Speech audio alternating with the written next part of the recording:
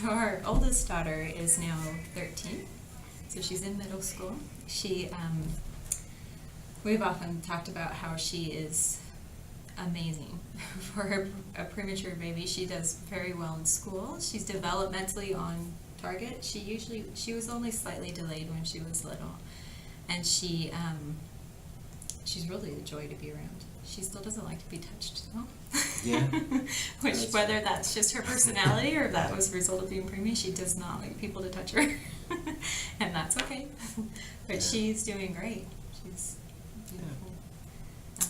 Yep. And so Elsie, our second, she had the bleed, grade 3 to 4 bleed. So she has some side effects from it. She has cerebral palsy, and it's mild. She can walk, she can do a lot of things, but she's not going to be super athletic because of that.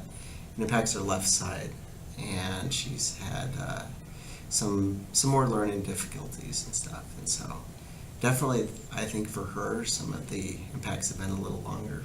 But, she has done remarkably well, especially as we compare, as you're back in the NICU, it's hard for people to predict how she's, your child's going to be 10 years later. And so she's now 11 years old, and fairly normal. She has some lasting impact.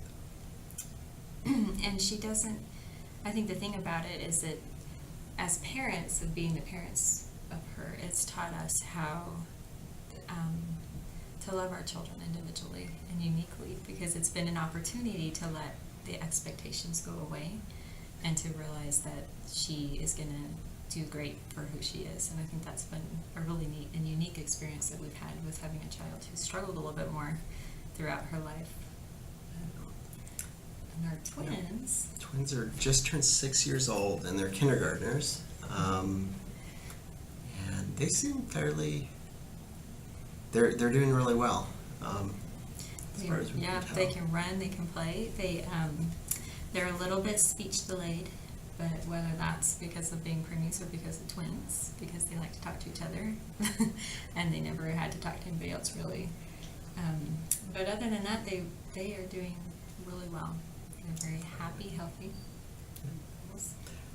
So one of our twins, Kristen, was she about 4? She had to have her PDA closed finally, so it was still open, not causing a lot of issues, but we had to have her looked at every year, and finally they decided to close it off with a little spring. With an occlusion. Kind of, yeah. Which is less invasive. So instead of, like, our oldest daughter had her PDA ligation when she was a tiny baby, and so they had to do open heart surgery and go in and tie that PDA off. But for her, they could go in through her legs and just laparoscopically go up and put a tiny little mesh piece of metal in. And that causes a clot and closes it off. And so her heart had become slightly enlarged, and her doctor felt like she wasn't going to.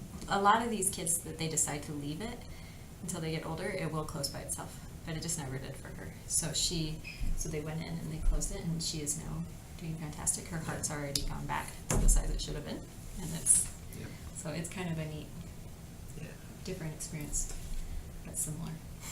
And so our last is now 20 months, and that's real age now. She's at this point meeting most of her milestones from what we can tell. She's walking, running around, climbing on stuff, and I would say that she's probably not talking as much, but we don't know if that's, again, preemie or the fact that she has a lot of older brothers and sisters who help her get everything she wants all the time. Yeah, she's an